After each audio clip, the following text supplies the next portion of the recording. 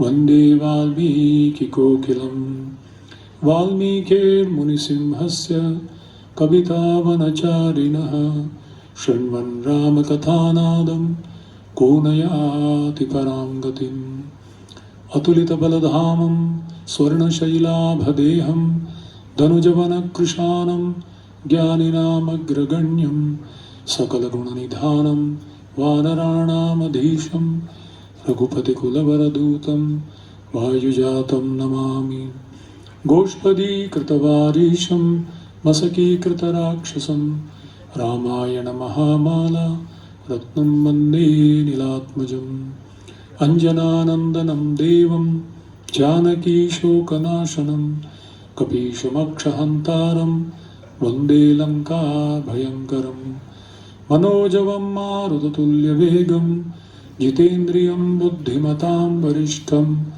वातात्मजं वानरयूथमुख्यं श्रीरामदूतं शिरसा नमामि उल्लङ्घ्य सिन्धोः सलिलं सलीलं यः शोकवह्निं जनकात्मजायाः आदाय तेनैव ददाह लङ्कां नमामि तं प्राञ्जलिराञ्जनेयम् आञ्जनेयमतिपाटलाननं काञ्चनाद्रिकमनीयविग्रहं पारिजाततरुमूलवासिनं भावयामि पवमाननन्दनं यत्र यत्र रघुनाथकीर्तनं तत्र तत्र कृतमस्तकाञ्जलिं बाष्पवारि परिपूर्णलोचनं मारुतिं नमत राक्षसान्तकम् आपदामपहर्तारं दातारं सर्वसम्पदां लोकाभिरामं श्रीरामं भूयो भूयो नमाम्यहम् रामाय रामभद्राय रामचन्द्राय वेधसे रघुनाथाय नाथाय सीतायाः पतये नमः वैदेही सहितं सुरद्रुमतले हैमे महामण्टपे मध्ये पुष्पकमासने मणिमयी वीरासने सुस्थितम् अग्रे वाचयति प्रभञ्जनसुते तत्त्वं मुनिभ्यः परं व्याख्यान्तं भरतादिभिः परिवृतं रामं भजे श्यामलम् रामं भजे श्यामलम्।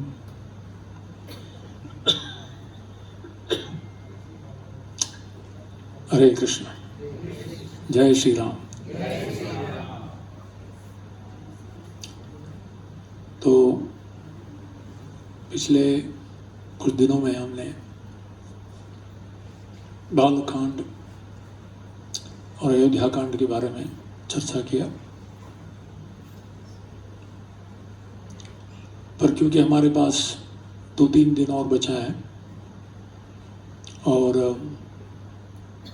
मुख्य रूप से श्रीलंका में 2 कांड घटे थे। एक है सुंदर कांड प्रायशः पूरा और युद्ध कांड, और इसलिए मैंने सोचा कि इसके ऊपर आज थोड़ा जोर देंगे। तो सुंदरकांड में जैसे मैंने सुबह बताया,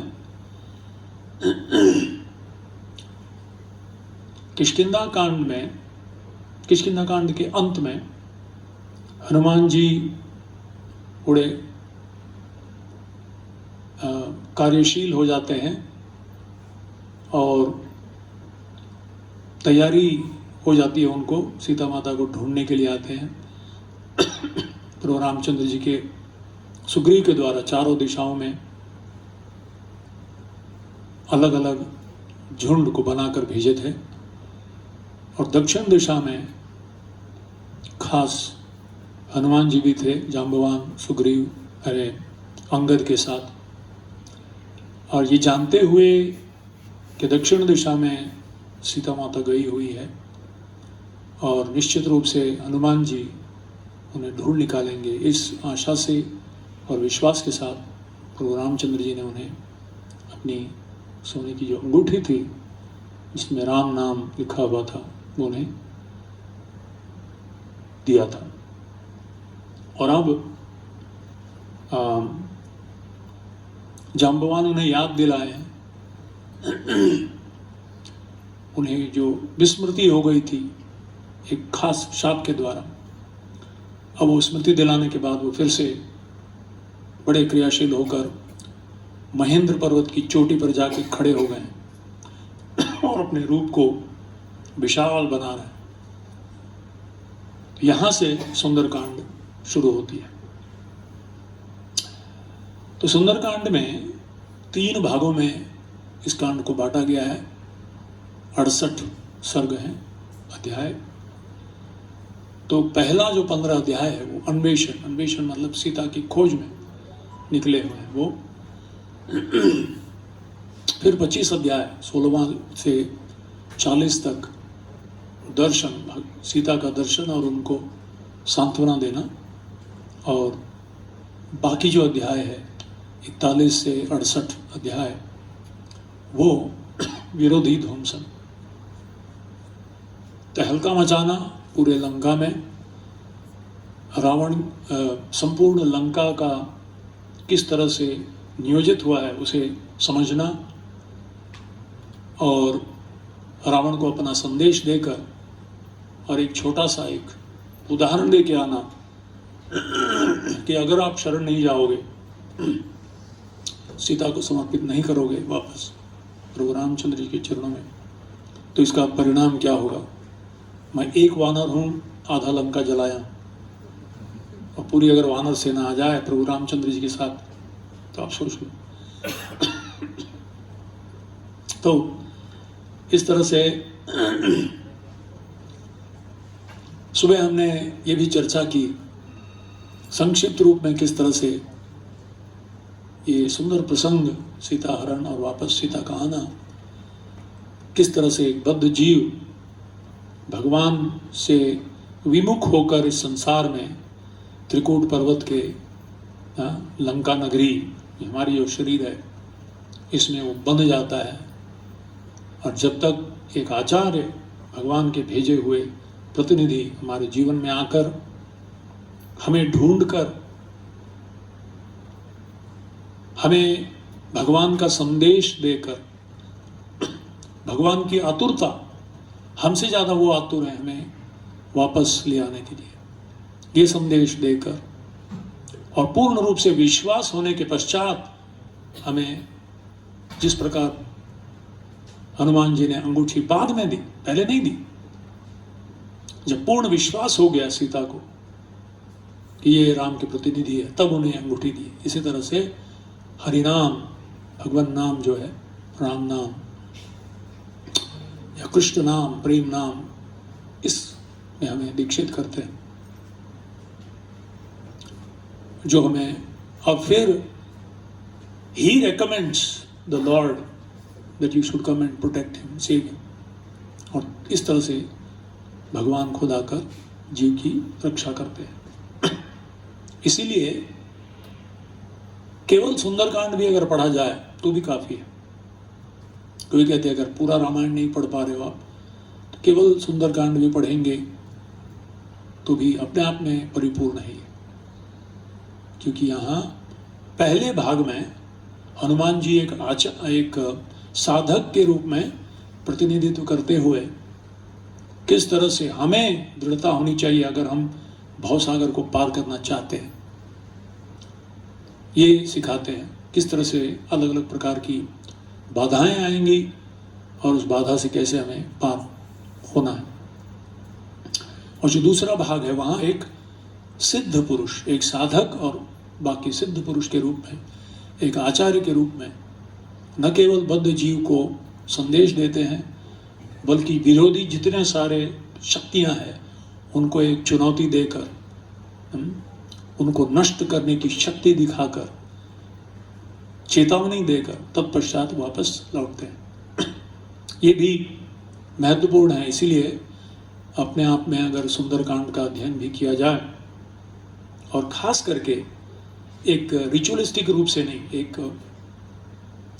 रिवाज के रूप में नहीं, कभी कभी कई सालों से लोग सुंदरकांड पढ़ते हैं, बहुत अच्छी बात है, कुछ नहीं करने से कम ये कर तो रहे, पर जब तक एक गुरु परंपरा में आचार्यों के मुख से उनका जो उच्चिष्ट है, उन्होंने जो आस्वादन किया है गुरु परंपरा में,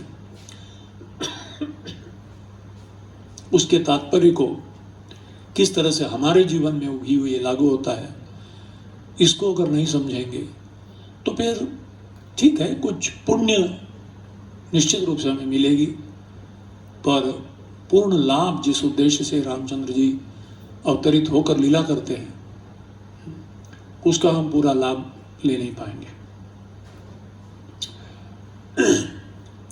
अब सवाल ये उठता है कि इस कांड का नाम, जैसे बाल कांड भगवान की बाल लीला, अयोध्या कांड हो गया, अयोध्या में बड़ा कांड हुआ, अरण्य कांड भगवान अरण्य में प्रवेश किए, दंडकारण्य में, किष्किंधा कांड, किष्किंधा में किस तरह से लीला हुई, तत्पश्चात युद्ध कांड में युद्ध हुआ, उत्तरकांड में जो बाकी बचा सुना दिया गया। ये सुंदर कांड एक ही कांड है जहां थोड़ा संशय आता है कि सुंदर कांड क्यों नाम दिया गया और सुंदर है कौन इसमें।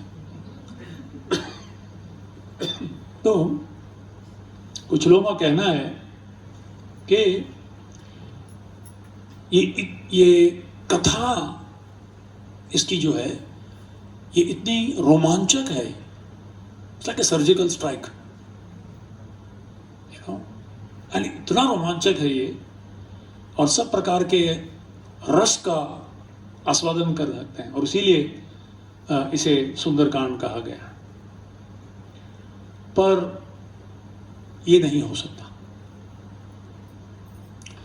फिर लोग कहते हैं कि हो सकता है कि माता सीता को विश्वास दिलाने के लिए हनुमान ने संपूर्ण नखशिखांतक प्रभु रामचंद्र जी के शरीर का, सुंदर स्वरूप का वर्णन किया है। कोई और जगह ये वर्णन इतना विस्तारित रूप से नहीं आया है जितना सुंदरकांड में आया, और इसीलिए क्या ये सुंदरकांड है इसलिए सुंदर बोलते हैं। बोले ठीक है, पर वो नहीं हो सकता, क्योंकि रामचंद्र जी तो आते ही नहीं है इस कांड में। लास्ट में बस हनुमान जी जाके सुनाते हो। हाँ, सीता जी का वर्णन है, हालांकि एक ढकी हुई अग्नि के समान, अग्नि शिखा के समान, बाहर रूप से बहुत ही दुखी, और वस्त्र भी उतने स्वच्छ नहीं है, ऐसे दिख रहे हैं, पर वो अद्भुत तरीके से चमक रही है। और उससे भी ज्यादा शारीरिक सौंदर्य तो है ही, इसीलिए तो रावण उन्हें अपहरण करके ले आया, पर साथ ही साथ उनकी निष्ठा, her chastity, her devotion, her one pointed devotion to Lord Ram, absolutely untouched by any temptations, distractions, threats. भयभीत होती है पर she doesn't submit. So that's an amazing part. बड़ा सुंदर तरीके से ये लक्षण, ये गुण उभर आते हैं इसके लीला में।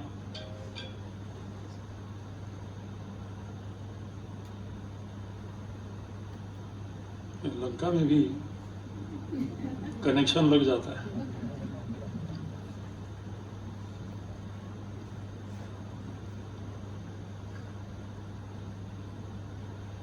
ओके, तो पर ये आधे समय के लिए आती है, पर एक व्यक्ति जो पूरे सुंदरकांड के हीरो है और जिनका वर्णन शुरू से लेकर अंत तक आता है, और जिनके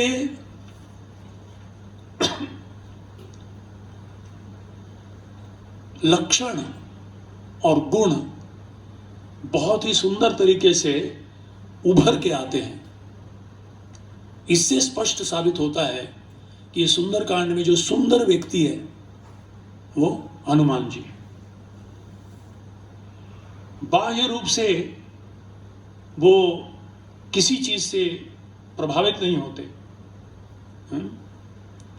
और उनका जो राम के प्रति प्रेम, राम के प्रति उनका शरणागति, ये बहुत ही सुंदर तरीके से, उनके सारे गुण और लक्षण बहुत ही सुंदर तरीके से उभर आते हैं और इसीलिए सुंदरकांड कहा गया है। कहते हैं जब माता पार्वती शिव जी को आकर्षित करने के लिए अपना बड़े शारीरिक सौंदर्य को लेके जाती है, कामदेव वहाँ उन्हें सहायता करने के लिए आते हैं तो भस्म कर देते हैं शिव जी अपनी आंखों से। पर फिर जब पार्वती अपने आप को सुखा कर तपस्या के द्वारा उन्हें प्रसन्न करती है तो शिव जी खुद आते हैं पार्वती से आकर्षित होकर। इसी तरह से हनुमान जी जो उनके गुणों के द्वारा प्रभु रामचंद्र जी इतने प्रभावित ही नहीं बल्कि ऋणी हो जाते हैं। कहा भरत सम तुम प्रिय भाई, सहस वदन तुम्हारो यश गावे, अस कह श्रीपति कंठ लगावे। इस तरह से कंठ लगाकर कोई गिने चुने लोगों को निषाद राज, गुहा, भरत और तत्पश्चात हनुमान जी, ऐसे गिने चुने लोगों को हनुमान जी बोले। प्रभु रामचंद्र जी कहते हैं कि मुझे देने के लिए कुछ भी नहीं है मेरे पास, मैं तो वनवासी हूं और इसीलिए मैं तुम्हें आलिंगन दे रहा हूं। साधवो हृदय मह्यम साधूनाम हृदय तो हम मदन्यते न जानन्ति न हम तेभ्यो मनागपि। तो इस तरह से रामचंद्र जी पूरे विश्व आकर्षित होते हैं उनसे, पर वो आकर्षित होते हैं अपने शुद्ध भक्तों के प्रेममयी सेवा से। तो इस तरह से इसीलिए इसे सुंदरकांड नाम या दिया गया है। तो पहला भाग जो सुंदरकांड का, जैसे मैंने कहा, अन्वेषण बनी सीता को खोजने के लिए हनुमान जी निकले हैं। तो कंब रामायण में पहले श्लोक में बहुत ही सुंदर तरीके से काव्य रूप में ये हनुमान जी के इस पूरे सुंदरकांड का सार एक श्लोक में बताया गया है। उसकी शुरुआत होती है अंजितिल वोंड्रुम। अंज मतलब 5 और वोंड्रुम मतलब 1। तो उसको हिंदी अनुवाद अगर किया जाए 5 में 1 का आश्रय लेकर 5 में 1 को पार किया, 5 में 1 के पुत्र के रूप में 5 में 1 को बचा लिया और बाकी जो 5 में 1 बचा था वो लंका में ही छोड़ के आ गए। सार में अगर यही है तो बोली क्या भाई 5 में 1, हमको तो 5 सितारे नजर आ रहे, बस और कुछ नहीं। तो पंच महाभूत है भूमि, जल, अग्नि, वायु, आकाश। तो कंब रामायण में बड़े सुंदर तरीके से बोले हैं 5 में 1 का आश्रय लेकर, यानी आकाश मार्ग से 5 में 1 को पार किया, यानी समुद्र को पार किया। हमारे महाप्रभु जी बोलते थे क्षिति जल पावन गगन समीरा, भूमि, जल, अग्नि, वायु, आकाश। तो 5 में 1 का आश्रय लेकर आकाश मार्ग से 5 में 1 को पार किया, यानी समुद्र को। 5 में 1 के पुत्र के रूप में, यानी वायुपुत्र थे वो, 5 में 1 को बचा लिया, यानी सीता माता जो पृथ्वी की अंश थी वो भूदेवी को बचा लिया। तो बाकी क्या बचा? अग्नि बच गया, तो वहीं छोड़ के आ गए, मतलब लंका को जला के आ गए। तो इस तरह से संपूर्ण सुंदरकांड का सार जो है एक श्लोक में कंब जी ने बड़े सुंदर तरीके से बताया है। तो इसके पिछले वाले श्लोक में जाम्बवान, पिछले कांड में जाम्बवान ने उन्हें बताया है उनका रहस्य। अब वो शक्तिशाली हो गए, जानते हैं वो, और तब वो तैयार हो रहे हैं।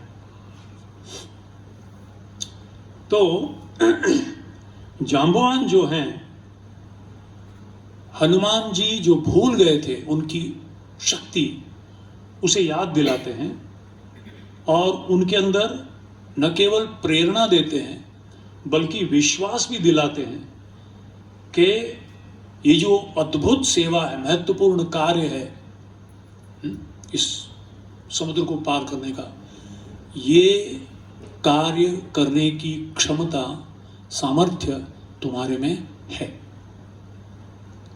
तो श्री वैष्णव आचार्य इसके तात्पर्य में लिखते हैं कि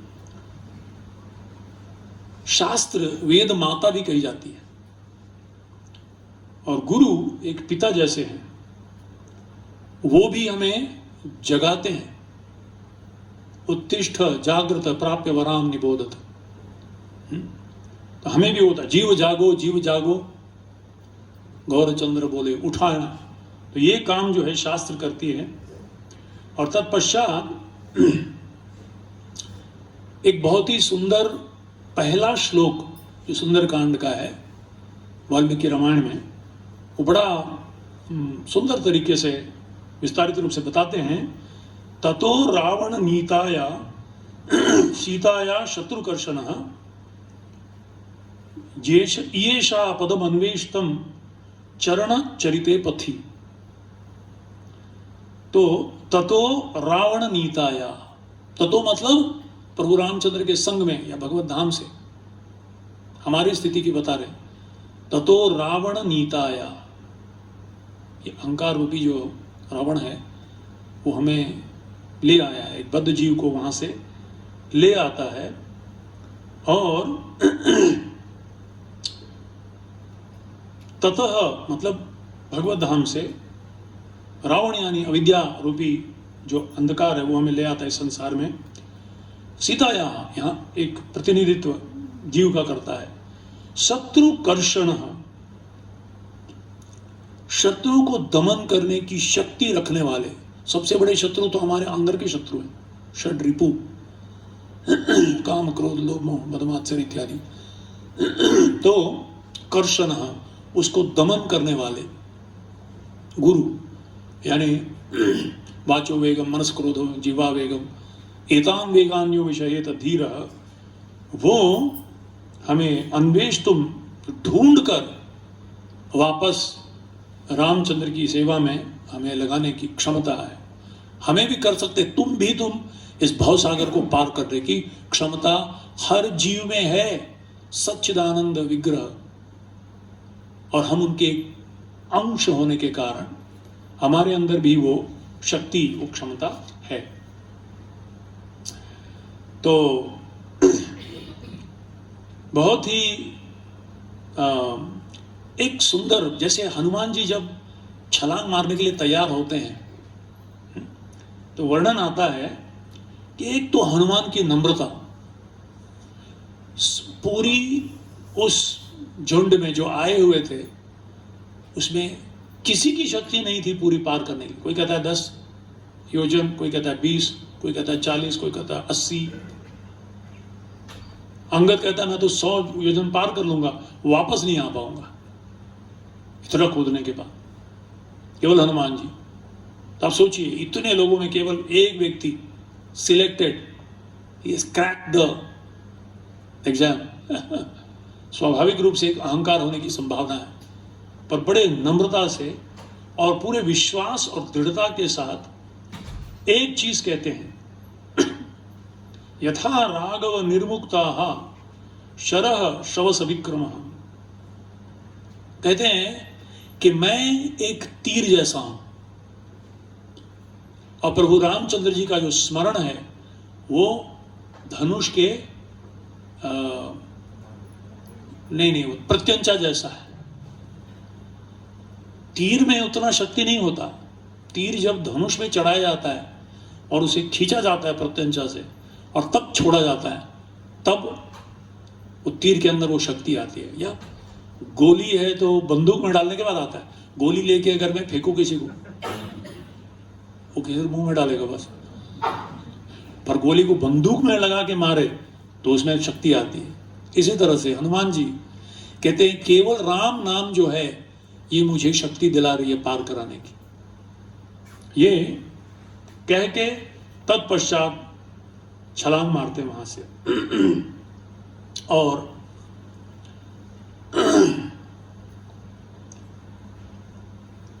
फिर कहते हैं तो बहुत सारे अद्भुत कार्य किए हनुमान जी ने। तो ये लंका को कूदना, समुद्र पार करते हुए, समुद्र लांघन, ये श्लोक जो हम गाते हैं हर रोज मंगलाचरण में, उल्लंघ्य सिंधो सलिलम सलीलम यह शोक बंधिम जनकात्मजाया आदाय तेनैव ददाह लंकाम नमामि तम प्रांजलिरांजनेयम। कहते हैं उल्लंघ्य सिंधो, समुद्र को बड़ी उन्होंने पार किया, उल्लंघ्य सिंधो, लांघ लिया उन्होंने। सलीलम, सिंधो की सलील मतलब समुद्र के पानी को, सलीलम बड़ी आसानी से, मानो कोई लीला कर रहा है, जैसा कोई बच्चा एक छोटे से बछड़े के खुर के भर पानी में कूद रहा है। सलीलम सलीलम।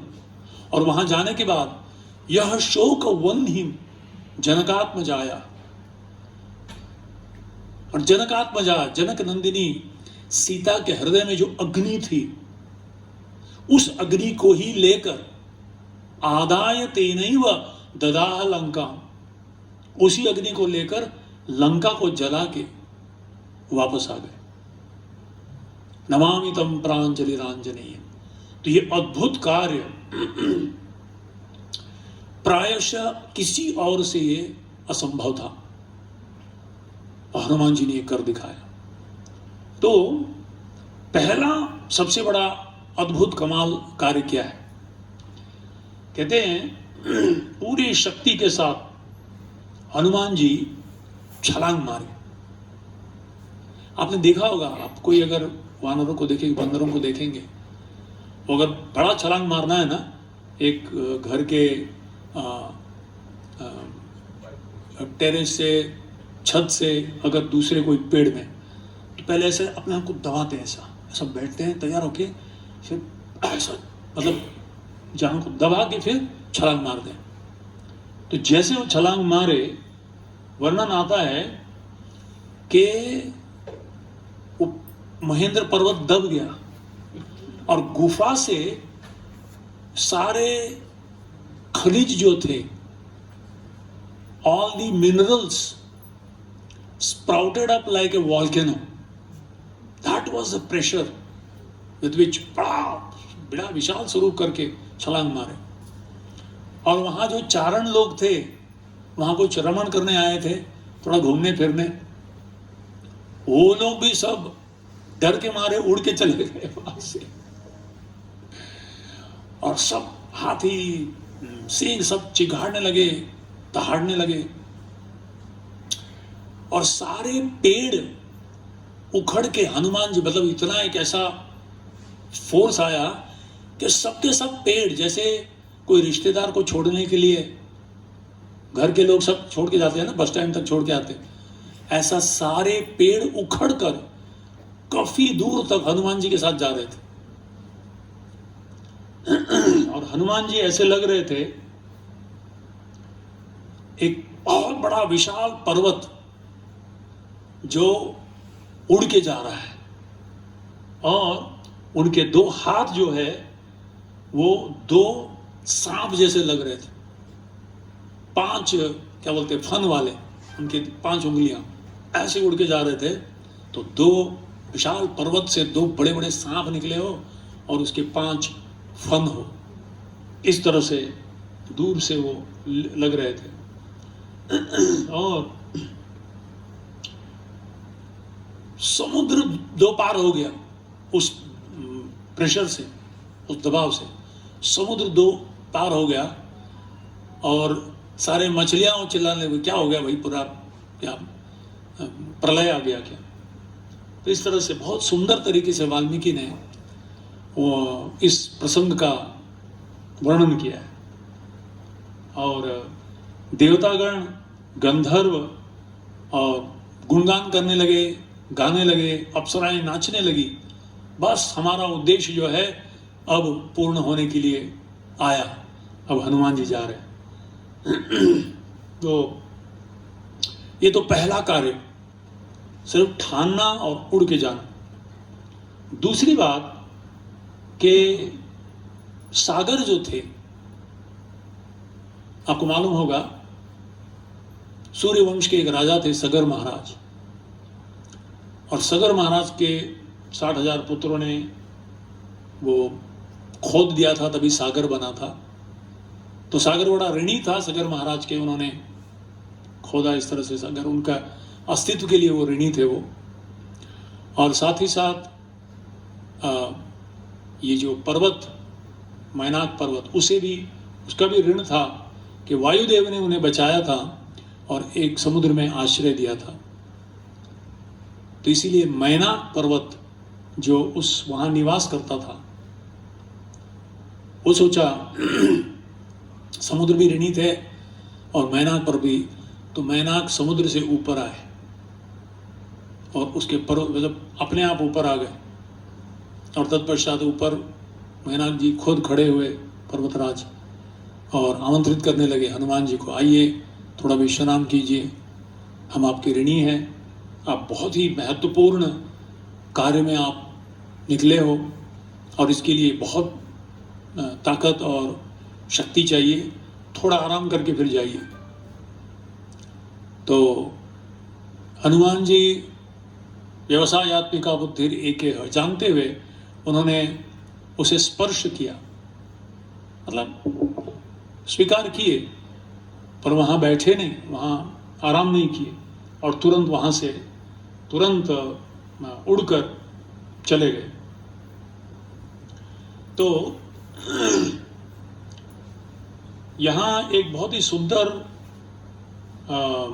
श्लोक आता है कि कृतज्ञता का, ऋणी है। कितने साल पहले समुद्र का सहायता किया था सगर महाराज के पुत्रों ने, कितने साल पहले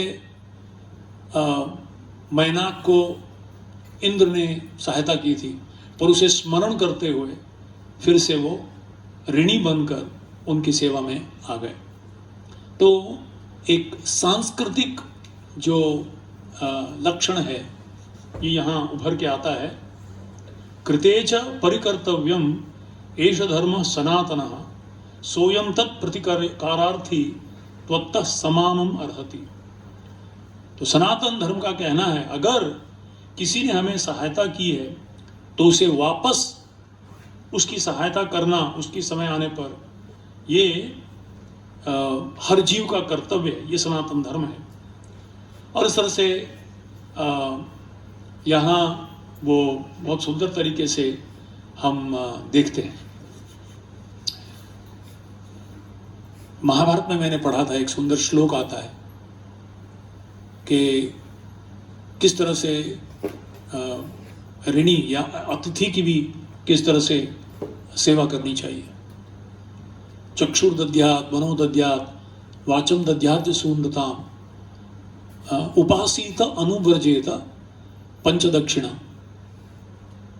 ये यज्ञ, अतिथि यज्ञ जो है उसके 5 दक्षिणा माने जाते हैं। So there's certain very subtle aspects of the culture.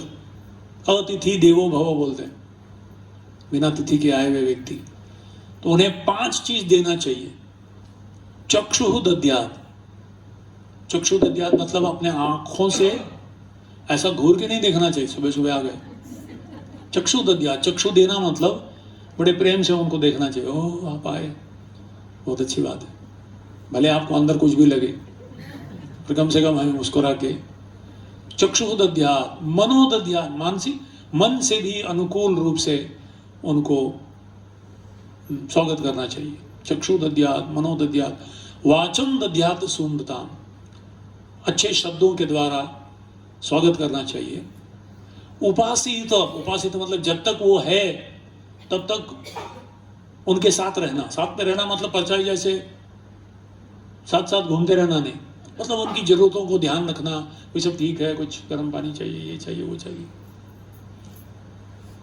और अनुव्रजित, अनुव्रजित मतलब कुछ दूर तक उन्हें छोड़कर आना, जब जाने के लिए वो कहे मैं निकल रहा हूं। ये पंच दक्षिणा के द्वारा किया जाता है। तो इस तरह से यहाँ हनुमान जी बहुत ही उसे स्वीकार करते हैं, बस स्पर्श करते हैं और स्वीकार करके वहां से चले जाते हैं। ये दूसरा अद्भुत कार्य जो हनुमान जी ने दिखाया, हम इसके बारे में थोड़ा विस्तृत रूप से चर्चा करेंगे बाद में।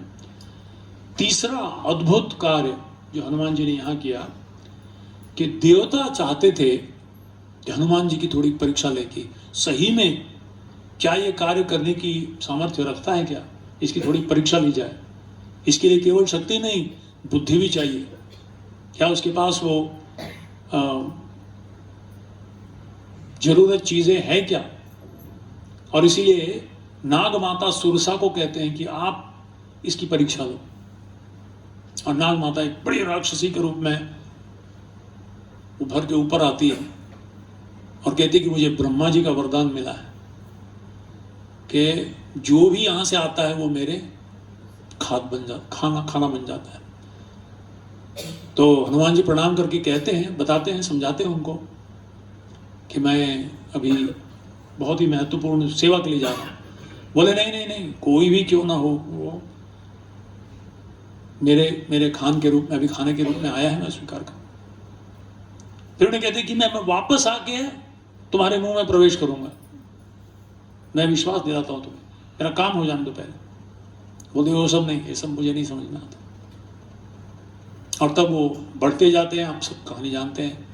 फिर वो माता भी बढ़ते जाती है और बाद में छोटा स्वरूप धारण करके अंदर जाके, जैसे हम लोग रीति गाला और उधर भी ऊपर से जाके आए, गुफा में घुस के आए, वो भी ऐसे घुसते हैं और वापस आ जाते बाहर और प्रणाम करके बोलते माते हो गया काम, अभी मुंह बंद करो और फिर वहां से निकल जाते हैं।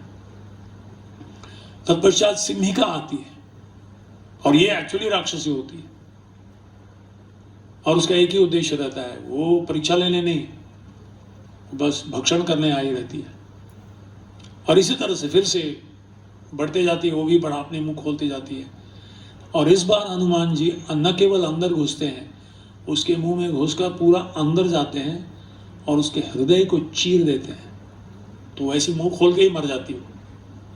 और इससे पहले कि उसकी मुंह अपने आप बंद हो जाए, हनुमान जी निकलकर ऊपर से एक घूसा मारते हैं, जल्दी अंदर जाती हो सीधा, फिर वहां से निकल जाते हैं। तो जो देवता हैं ये अद्भुत कार्यों को देखकर बहुत ही आश्चर्यचकित हो जाते हैं। तो फिर कहते हैं वो बड़ा सुंदर वाल्मीकि श्लोक कहते हैं, यस्या तु एतानि चत्वारि वानरेंद्र यथा तव धृति ही दृष्टि ही मति ही दाक्षम सकर्मसु ससीदति। कहते हैं हे वानरों में श्रेष्ठ वानरेंद्र, आपने इस अद्भुत कार्य के द्वारा 4 ऐसे आपके लक्षण गुण दर्शाए हैं।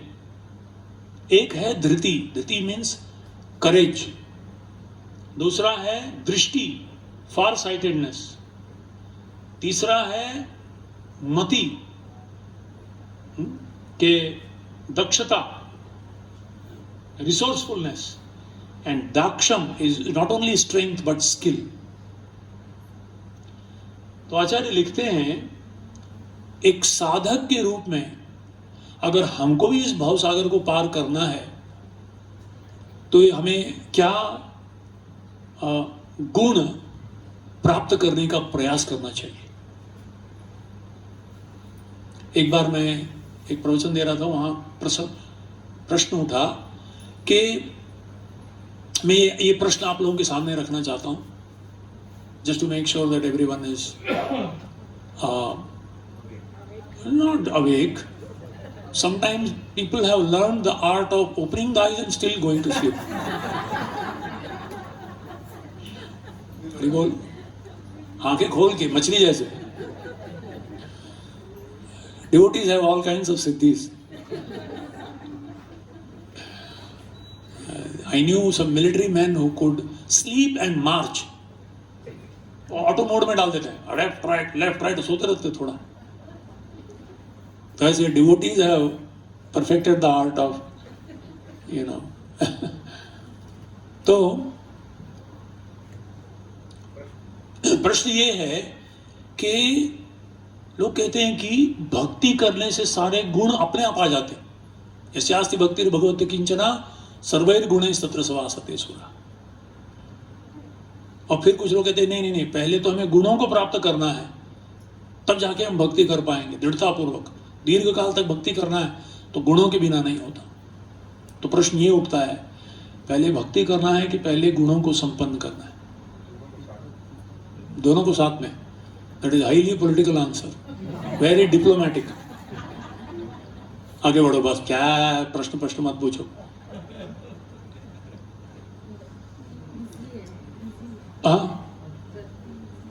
भक्ति करेंगे तो अपने आप आ जाएगा ना. पर भक्ति करने के लिए दृढ़ता चाहिए, तो उसको पहले वो करें. पहले सब हो जाए, बाद में तो भक्ति करेंगे. अभी तक माला नहीं, पहले दृढ़ता आएगी, उसके बाद जो माला लेंगे कभी नीचे नहीं रखेंगे. सवाल ये उठता है एक्चुअली. तो एक किसी ने हार डाले थे, तो हार को देख के मुझे प्रेरणा मिली कि एक हार बनाने के लिए एक धागा जरूरत पड़ता है और फिर फूल जरूरत पड़ता है. फूलों के बिना हार नहीं बनता, पर केवल फूलों से हार नहीं बन सकता. सबसे पहले फूलों को एकत्रित करना है और तत्पश्चात एक धागा लेके उसे गूंथना है उसमें. So yes, initially we need to gather few qualities, but हराव अभक्तस्य कुतो महद गुण. कर्ण के अंदर अच्छे गुण थे, दानवीर कर्ण. कंस के अंदर भी कितना प्रेम दिखाया अपनी बहन देवकी से, पर भक्ति जो धागा नहीं है गूंथने के लिए, तो फिर वो बिखर जाते हैं. You can't retain it. Or the true purpose of that quality can be even misused, or it can be potentially misused by others. तो यहां ये चार चीज एक साधक को प्राप्त करने का कम से कम प्रयास करना चाहिए. एक है धृति, which means courage and determination to make up his mind to cross the ocean of birth and death. ठान लेना चाहिए कि इसी जीवन में मैं पूरा प्रयास करूंगा इस समुद्र को पार करने का, भवसागर को पार करना. इतना आसान नहीं है. It takes tremendous determination. उत्साहात निश्चयात धैर्यात तत्त कर्म प्रवर्तनात्. And real enthusiasm is steadiness. स्थिरता अगर है ना, सालों साल हम देख रहे हैं, दशकों तक कोई करता जा रहा है. Sometimes up, sometimes down, sometimes struggle, फिर भी जाते. That is Dhriti, that is determination. तो और निश्चित रूप से इस तरह से हम जाते हैं, people upload, people glorify, people appreciate. प्रभु जी आप तो, अरे माता जी क्या कहना, कितने सालों से आपको देख रहा हूं, वाह. And naturally also there is a tendency that we may be offered so many wonderful facilities. Krishna also offers, and devotee also may offer wonderful facilities, and there is a tendency that we may feel ourselves to be deserving, and it can lead us to our complacency. ढीलापन आ सकता है थोड़ा, negligence.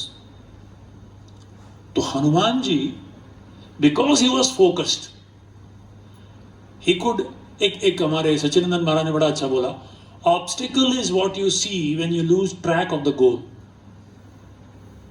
When you lose track or the focus on the goal, anything that comes can become an obstacle.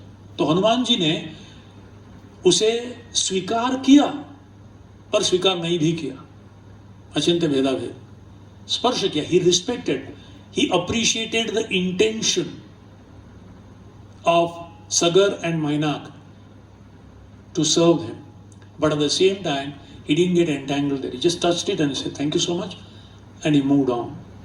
तो ये बड़ा एक सुंदर लक्षण उन्होंने दर्शाया. और दूसरा है दृष्टि. दृष्टि मीन्स फार साइटेडनेस. ये सात्विक ऑब्स्टिकल्स, they are very सात्विक ऑब्स्टिकल्स, एंड इसको भी त्यागना जरूरी है. कुछ ऐसे चीजें आती है हमारे जीवन में जिसको जो फिर से हमारे क्या बोलते हैं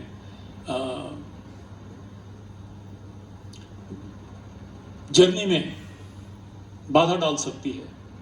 उसको स्वीकार, उन्होंने उसे स्पर्श किया. पहला था ठान के छलांग मारना कि मैं पार करूंगा ही. देख के ही कभी कभी डर जाता आदमी, इतना समुद्र को देख के. कभी कभी होता है ना, हमको भी बोला, खास करके अगर रामलिंगम प्रभु बोल दिए तो चलो, I am telling you this is very difficult.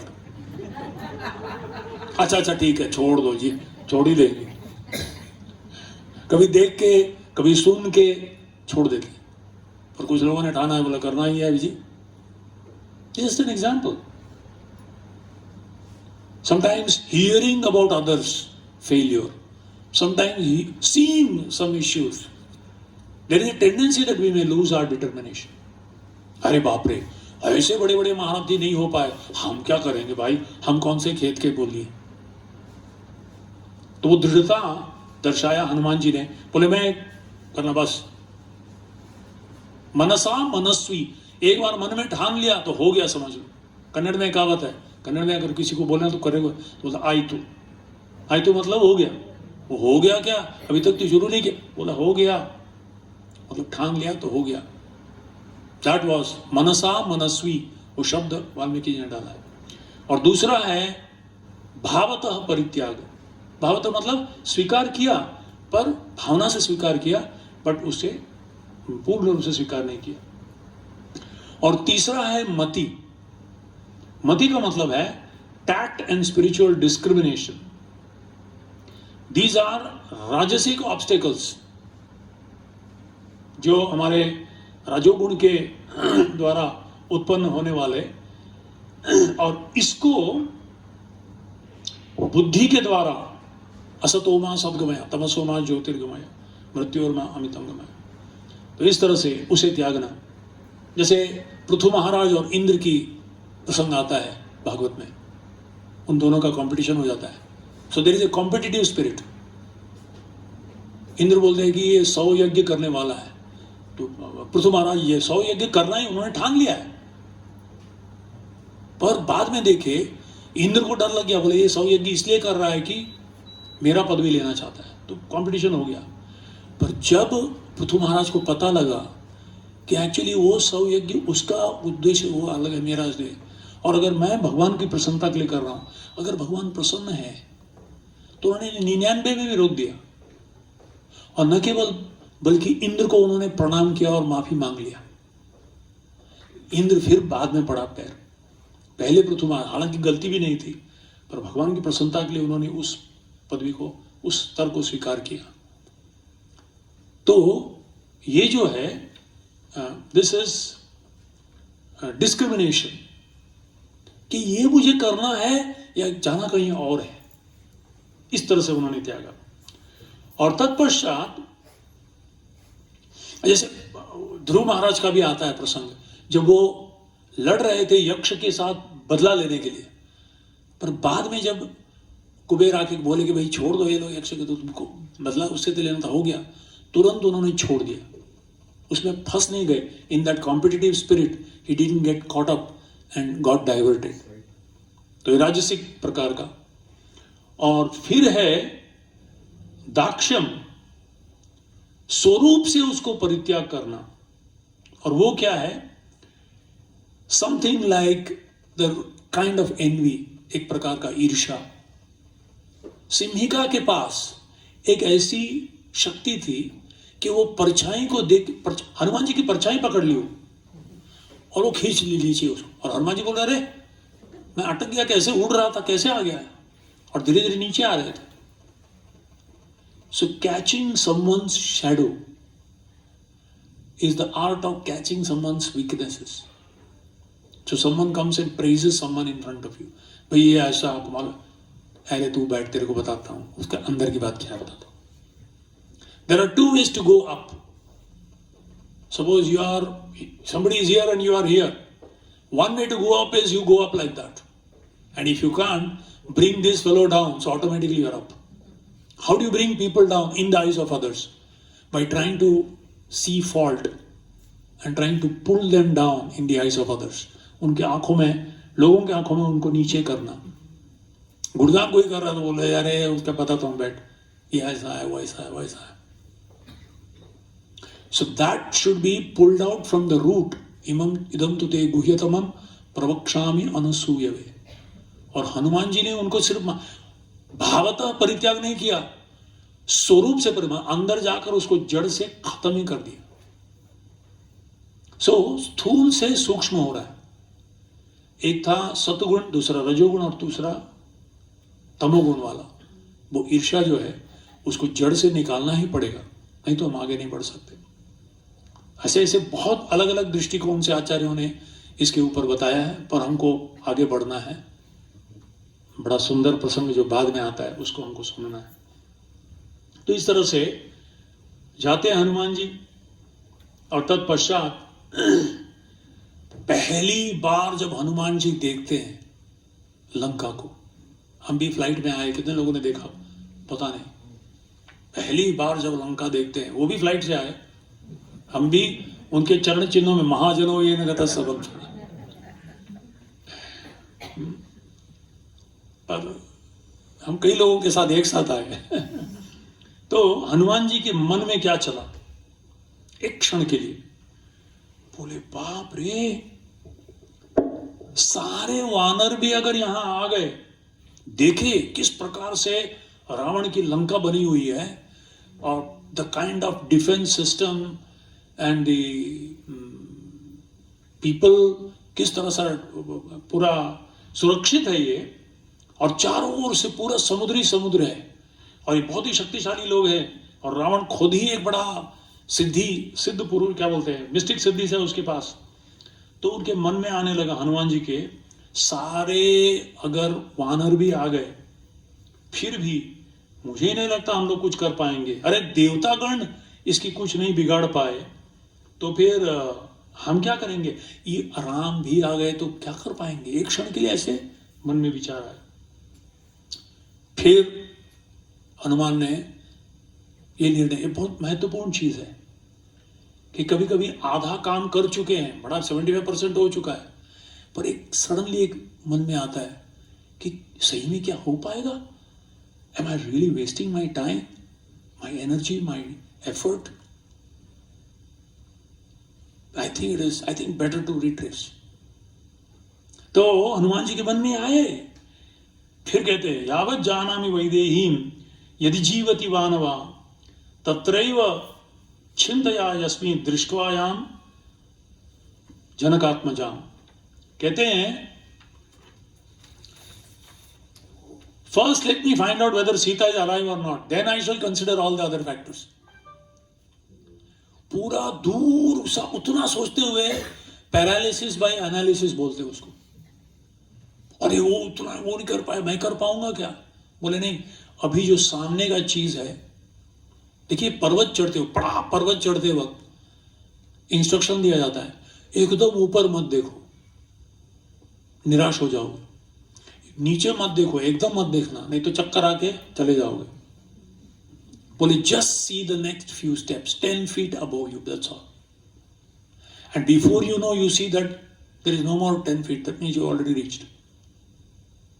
तो पर्वत चढ़ते वक्त भी, बिकॉज इट्स वेरी हैवी, चढ़ते चढ़ते थक जाता आदमी, बोलता हो पाएगा क्या मेरे से, बोले उधर देखो ही मत, देखने से आदमी हताश हो जाता है। कई साल पहले हम लोग बद्रीनाथ गए थे, उस समय मैंने सोचा, एक तो मेरा सर्जरी हुआ है, लोबेक्टमी हो चुका है, आधा 1.5 लंग्स है मेरा, और चढ़ रहा हूँ फूस फूस फूस, ऐसा मतलब बैल जैसा छोड़ता है ना सांस, ऐसा छोड़ रहा। और बाद में मैं देखा नहीं, मैं नहीं जाऊंगा, और बैठ गया वहीं। फिर मैंने देखा एक बूढ़ी सी औरत, मेरे से दुगना उम्र, आराम से चलते जा रही है। अरे शर्म की बात है, इज्जत का सवाल है, अभी तो जाना ही पड़ेगा। फिर मेरे को समझ में आया, मेरा शरीर 40 साल का था उस समय, मेरा लंग 60 साल का व्यक्ति का जैसा था, पर मेरा अहंकार 20 साल के व्यक्ति का। अभी वो इज्जत का सवाल है, अभी ये नाक कट जाएगा सबके सामने, क्या ऐसा मर जाऊंगा, ऊपर जाके मर जाऊंगा तो भी चलेगा, चलो गया ऊपर कैसे। तो बहुत दूर भी देखा तो हताश हो जाता है आदमी, निराश हो जाता है, आगे देखो बढ़ो बस। तो इस तरह से हनुमान जी बोले पहले का काम पहले कर लूँगा बस। और इसी तरह से उन्होंने उसे पार किया।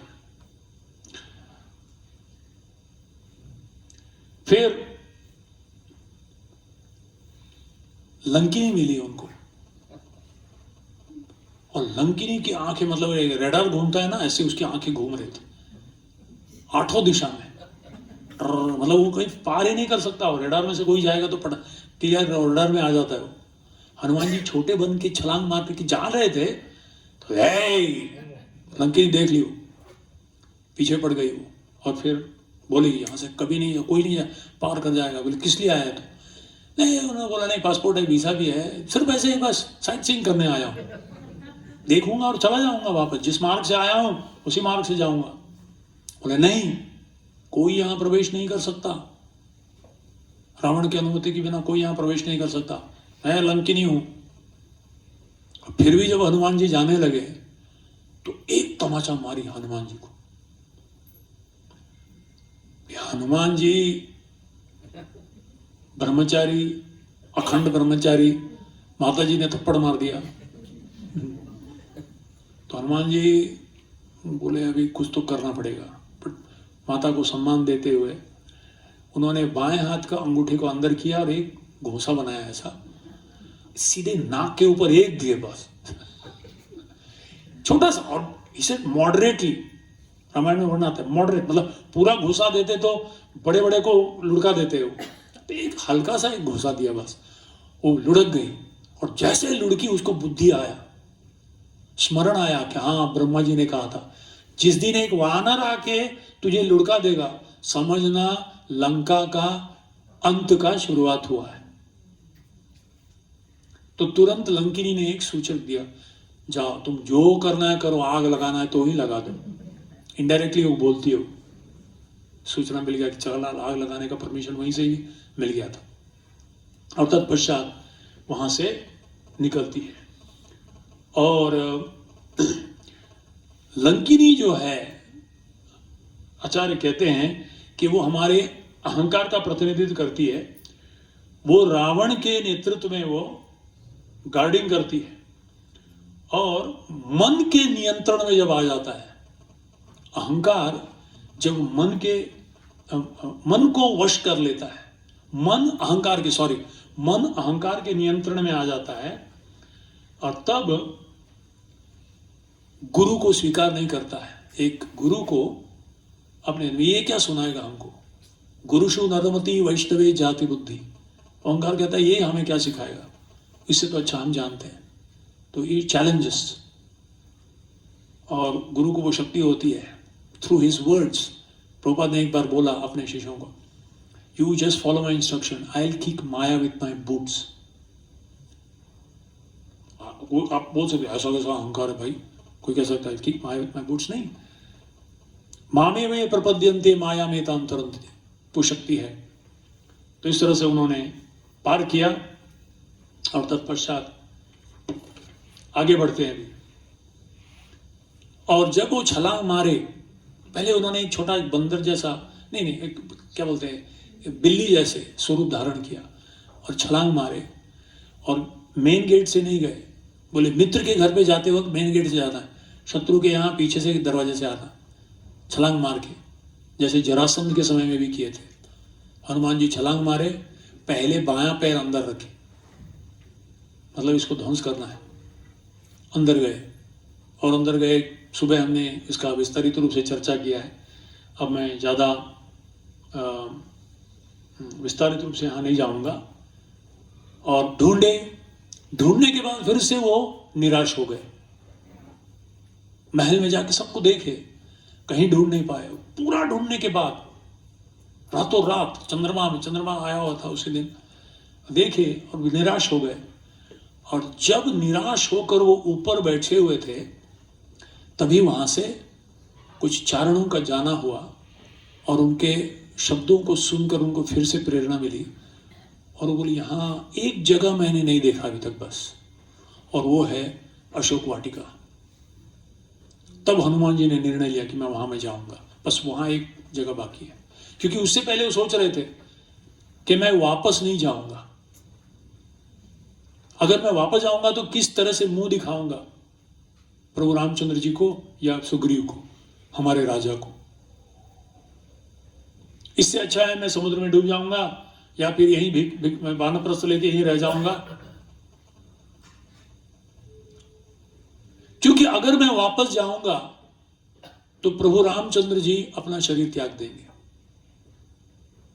सीता माता का खबर नहीं मिला तो शरीर त्याग देंगे, और वो शरीर त्याग देंगे तो लक्ष्मण उनके बिना नहीं रह सकता, और राम और लक्ष्मण नहीं आएंगे तो भरत वहां अपना शरीर त्याग देगा, और भरत त्याग दिया तो अयोध्यावासी सब लोग अपने शत्रुघ्न चला जाएगा, और ये चारों भाई नहीं है तो पूरे अयोध्यावासी चले जाएंगे, और अयोध्यावासी और राम सब चले गए तो सुग्रीव बेचारा वो बोलेगा मेरा वचन पूरा नहीं हुआ, मैंने मित्र को वचन दिया था, वो अपना प्राण त्याग देगा। उसके कारण किष्किंधावासी सबका जवाबदार मैं होऊंगा। इससे अच्छा मैं जाऊंगा ही नहीं वापस, मैं जाके बोलूंगा तभी ना ये सब समस्या होगी, इसलिए मैं नहीं जाऊंगा। और इसलिए उन्होंने निर्णय लिया कि मैं यही रहूंगा। फिर उन्होंने निश्चय किया कि नहीं, एक बार जाके देखता हूं, और फिर वो गए, और ये हमने देखा, बड़ा सुंदर प्रसंग हमने चर्चा किया।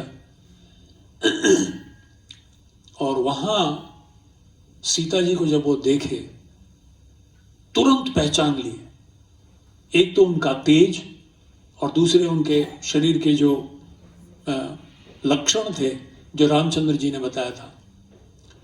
और यहां उनकी बुद्धिमताम वरिष्ठम, यहां उनका दक्षता नजर आता है कि उन्होंने बहुत सोचा कि मैं किस तरह से सांत्वना दूं, ये हताश होकर अभी आत्महत्या करने जा रही है। जिस तरह से रावण हर रोज आकर सताता है उसे, ये राक्षसियां इसे उन्हें सता रही है। और तभी उन्होंने निर्णय लिया कि मैं शरीर छोड़ दूंगी तो अच्छा है। और तब सबसे बड़ा योगदान हनुमान जी का, that is why he is called first class servant. अंत में रामचंद्र जी कहते हैं you are a first class servant, Yuddhakanda का पहला अध्याय में। वाई फर्स्ट क्लास सर्वेंट, ये मैं आपको पहले अंतिम वाला भाग पहले ही पढ़ के सुना दूंगा, बड़ा सुंदर है। क्योंकि आज हम थोड़ा ये ध्यान में रख के जा रहे हैं कि समय की भी ध्यान में रखते हुए 3 प्रकार के सेवक Hanuman ji, top class servant. यो ही भृत्यो नियुक्तो सन भर्ता कर्मणि दुष्करे कुर्या तद अनुरागेन तम आहु पुरुषोत्तम। तो ये भृत्य यानी सेवक। Who is a first class servant? First class servant मतलब that servant who when engaged by master in an apparently impossible task not only completes the task but also executes other related tasks if they are not unfavorable to the main task। मतलब एक काम दिया गया, हनुमान जी ने को क्या बोला गया था? सीता को ढूंढ के। अगर वो जाते और जब वो सीता को देखे तो आत्महत्या कर रही होती, वो देख के करने के बाद आते और कहते, देख लिया प्रभु क्या कर रही थी, वो अपने आप को लटका रही थी, तूने क्या किया, देखा, पूरा होने के बाद आया आपको सुना रहा हूं. He would have been successful. He was told to find out Sita and he found out. But he did extra seva, not in a way that the master's name is in bad books. Ram का नाम में कलंक ना आ जाए, सुग्रीव का नाम कलंक ना हो जाए, उनकी इच्छा के विरुद्ध भी ना करे, पर जो जरूरी थे वो काम करके आए.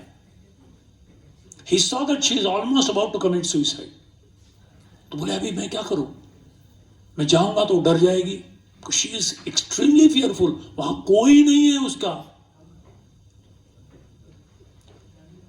तो इस समय वो सोचने लगे किस तरह से. पहले पहले उन्होंने राम कथा सुनाया जिससे वो संतुष्ट हो गई. हाँ बोले राम कथा. और तत्पश्चात देखी वो, और फिर धीरे से उतर के आए और छोटे रूप में सामने आके बैठे धीरे धीरे. और एक बार उत्साह से, एक बार जब उत्सुकता दिखाई वो, तो पास आए तो और डर गई, तो समझ गए, तो और पीछे चले गए. और फिर बाद में राम का वर्णन किया, उन्होंने प्रश्न किया और संशय दूर कराने के बाद तब उन्हें अंगूठी दी. और जब वो अंगूठी देखी तब उसे पूरा विश्वास हो गया, माता सीता को पूरा विश्वास हो गया कि ये राम का ही प्रतिनिधि है. इतने सुंदर से वर्णन रामचंद्र जी के स्वरूप का जो मैंने भी नहीं देखा है, ऐसा तो निश्चित रूप से वो उसे स्वीकार किया.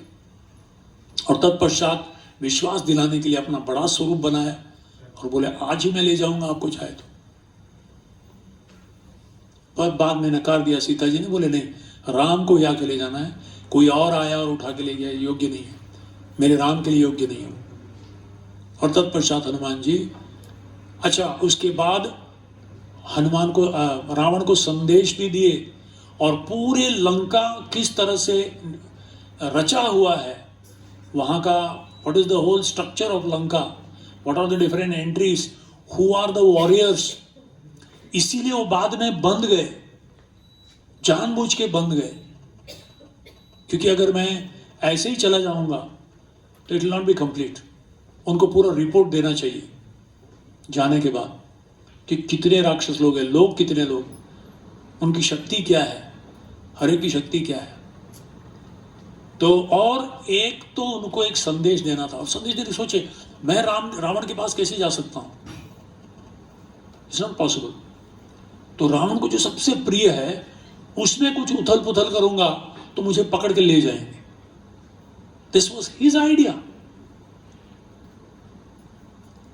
और फिर तो वैसे भी थोड़ा है ही, कुछ करना था. और सीता को देखने के बाद उनको पूरा अभी ठान लिया था कुछ तो करना ही है, जिस तरह से ये रुला रहा है. तो उन्होंने अशोक वाटिका को ध्वंस किया, ले आए उन्हें पकड़ के. सबसे पहले 80,000 लोग आए सैनिक, और एक लोहे की जो लकड़ी है वो लेकर, लोहे का डंडा लेकर घुमा घुमा के हनुमान ने 80,000 राक्षसों को मारा. अब सोचिए एक क्षण के लिए. उसके बाद 12 लोग आए, जम्बूमाली से था, उसके 12 पुत्र, बड़े बड़े सेनापति लोग, उनको मार डाले. फिर 5 महारथी लोग आए, उनको मार डाले. उसके बाद अक्षय कुमार, अक्षय हंतारम, अक्षय नौजवान था वो, बड़े उत्साह के साथ आया. अच्छा युद्ध हुआ. हनुमान जी को बहुत अच्छा लगा, बोला मानना पड़ेगा, हीरो है, पर मारना तो था ही उनको. तब जाके उन्हें ब्रह्मास्त्र में बांधा. और ब्रह्मास्त्र बांधने के बाद भी ब्रह्मा जी का वरदान था कि उसमें कुछ असर नहीं करेगा, पर 1 घंटे के लिए काम करेगा. तो हनुमान जी बोला परफेक्ट, वही चाहिए था मुझे. बंद के गए वो, और हनुमान सीधा जाके गए और देख रहे थे. और actually he is so neutral and so sportive spirit. Actually जब रावण को देखे, पिछले रात को देखे थे रावण को, पिछले रात को जब वो प्रवेश किए थे अंतपुर में, रावण ऐसा लेटा हुआ था, उसको देख के बोले वाह, अगर ये असुर नहीं होता तो he could have become Indra.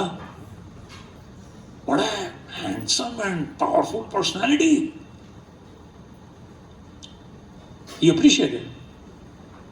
और अब तो पूरा श्रृंगार के साथ बैठा हुआ था, देख के अप्रिशिएट किए, फिर बोले ठीक है, पर fearlessly he gave the message.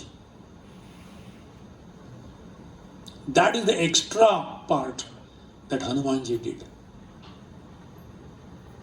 He gave the message और स्पष्ट रूप से बताया.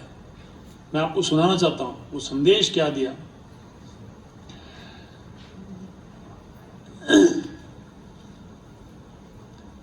रावण को लॉजिकली बताया कि भाई देख, थोड़े ठंडे दिमाग से सोच, तेरा दिमाग है नहीं वैसे, और दिमाग हमेशा गर्म रहता है काम वासना से, तू कामुक है, 10 होते हुए भी कुछ नहीं अंदर, सुन ले.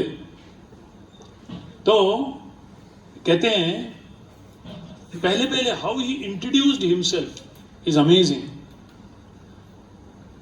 कहते हैं सत्यम राक्षस राजेंद्र शुनुष्व वचनम मम. हे राजेंद्र, मेरे वचनों को सुनो. रामदासस्य दूतस्य वानरस्य विशेषतः. एक एक शब्द चुन के बोल रहे हैं, एज ए रिप्रेजेंटेटिव चुन के बोलना है ना. कहते हैं 3 अपना आइडेंटिटी दिए, अपना आई कार्ड में 3 आइडेंटिटी लिखा हुआ था. रामदासस्य, रामदूतस्य और वानरस्य विशेषतः. और श्री वैष्णव आचार्य इसका पूरा रस निकालते हैं चूस के. हाँ, तो ये 3 आइडेंटिटी क्या है, एक आचार्य का एक आइडेंटिटी है. कहते हैं रामदास, ये तो हमारा शाश्वत है, जीवेर स्वरूप होए कृष्णेर नित्य दास. तो एक है मैं राम का दास हूं मैं, ये पहला. दूसरा रामदूतस्य. दूत का मतलब है संदेश वाहक.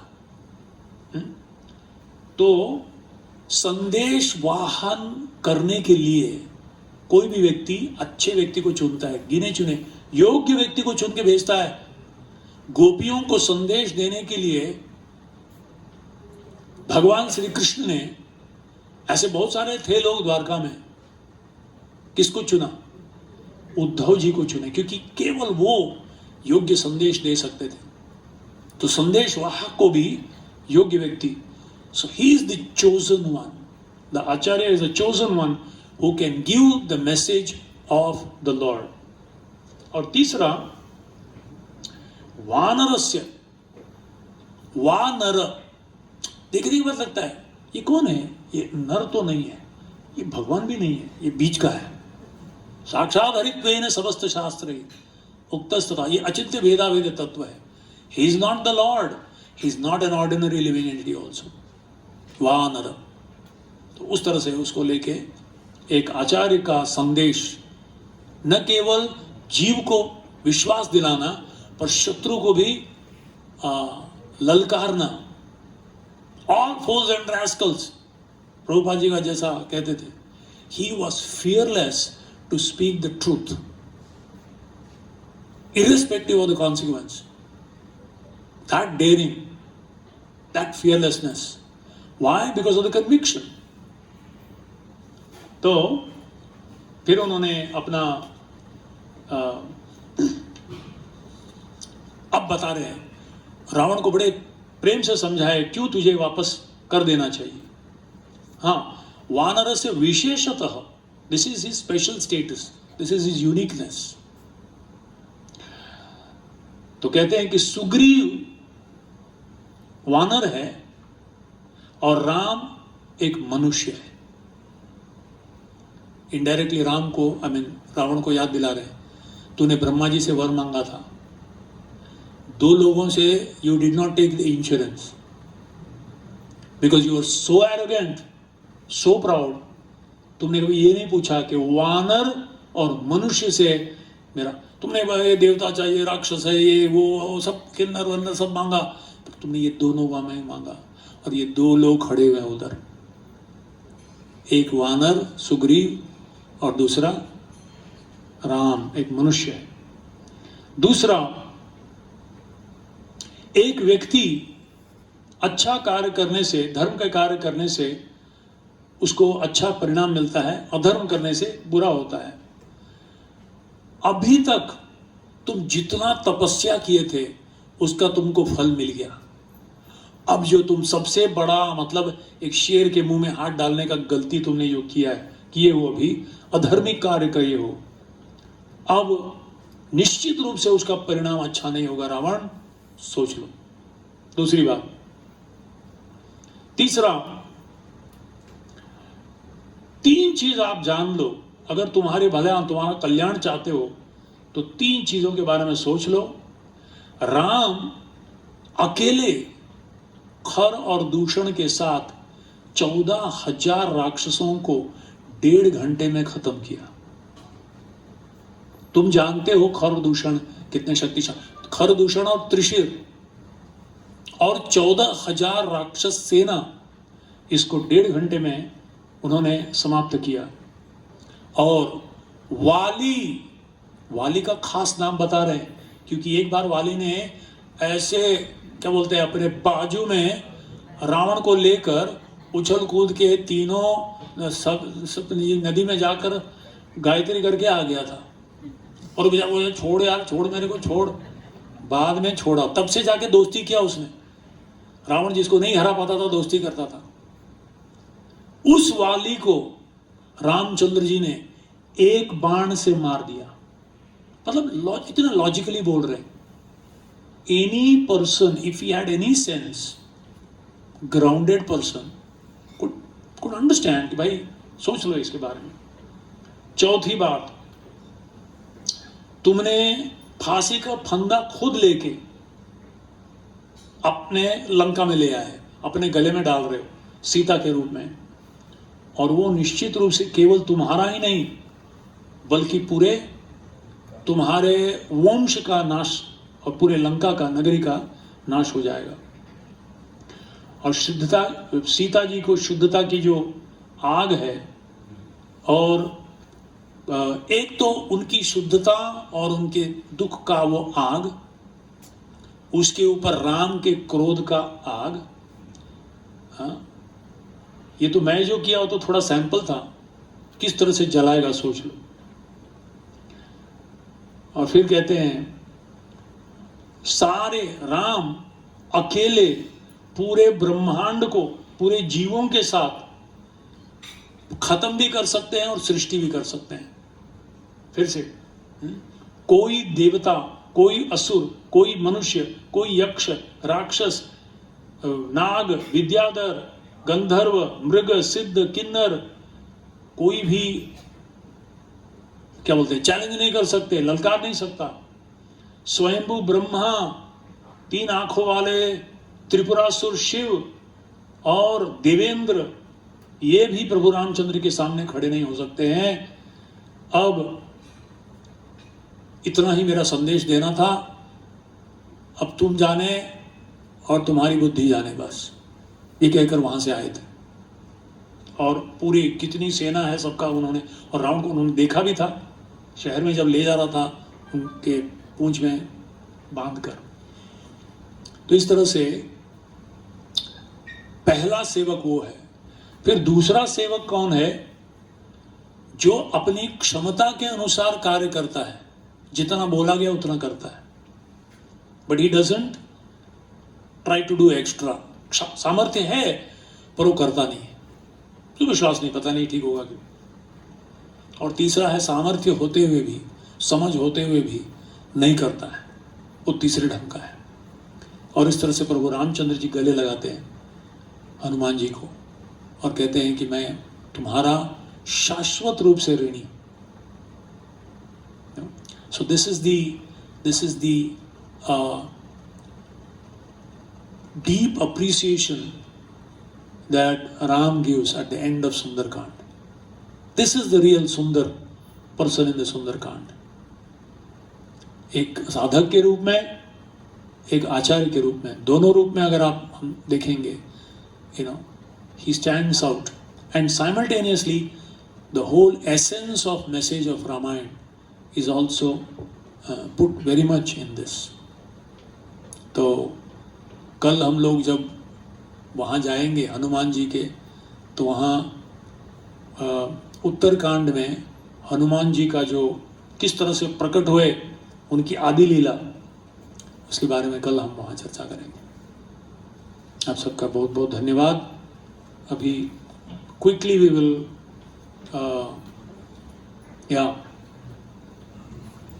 गो to the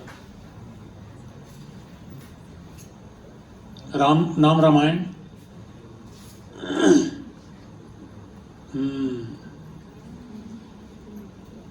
Quickly I will try to run through the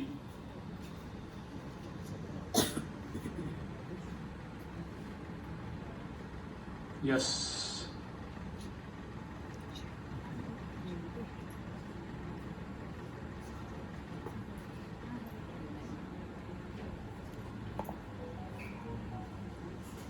Oh, it is gone. Yeah. तो कल हमने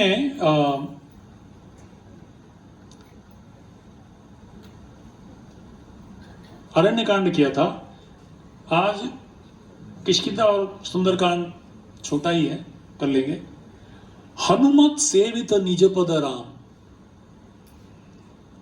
पहले पहले जब हनुमान जी वहां पंपा सरोवर से आते हैं किष्किंधा की ओर, तो सुग्रीव देख के उनको डर जाते हैं, पता नहीं कौन है, राम के वाली के तो कोई व्यक्ति नहीं है, और इसीलिए हनुमान जी को भेजते हैं।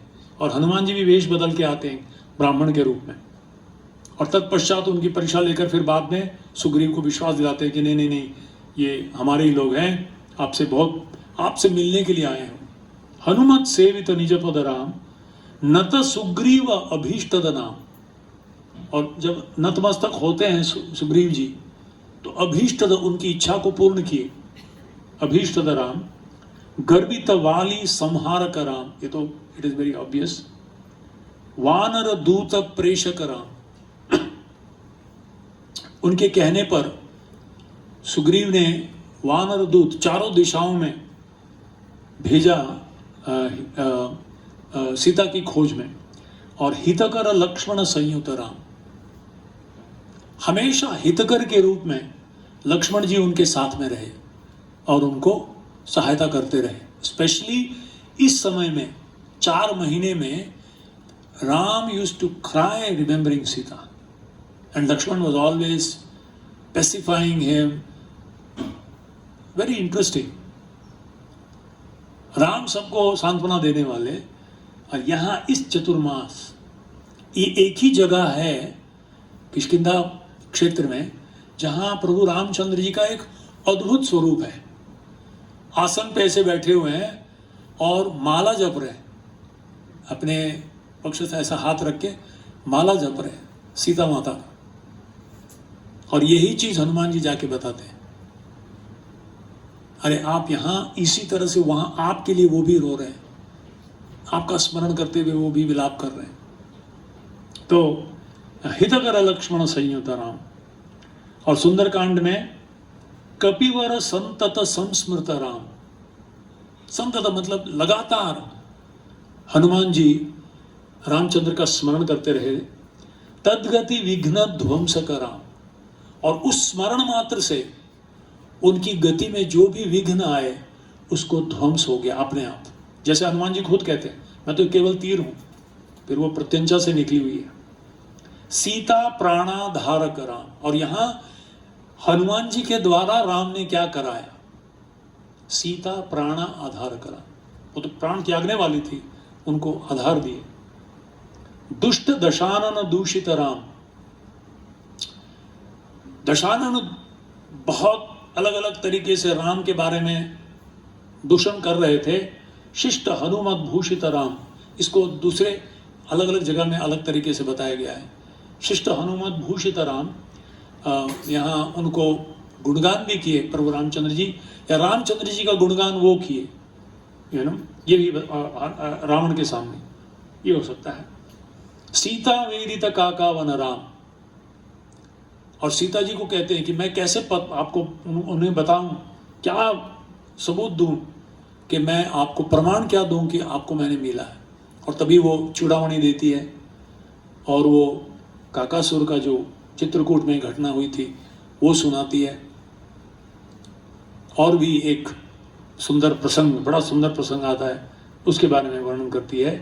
कृत चूड़ामणि दर्शन राम, और प्रभु रामचंद्र जी को देने के लिए चूड़ामणि देती है जो उनकी माँ ने उन्हें दिया था विवाह के समय में। कपिवर वचना आश्वासित राम, और वापस आकर आश्वासन देते हैं कि सीता ठीक ठाक है और जल्द से जल्द हमें जाना है, वो राह देख रही है। तो इस तरह से युद्धकांड सुंदरकांड समाप्त हुआ और भी जल्द हम लोग इसका वाचन करेंगे।